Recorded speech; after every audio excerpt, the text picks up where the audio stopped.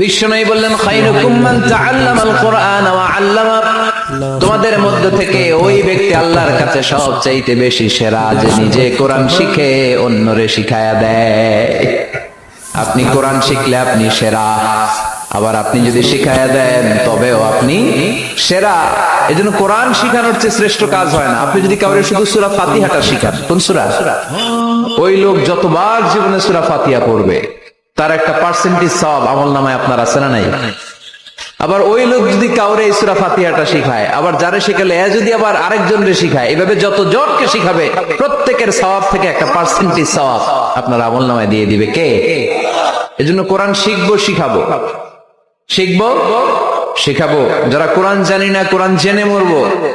No excuse will be granted that day. সেদিন কোনো অজুহাত আল্লাহ গ্রহণ করবে না।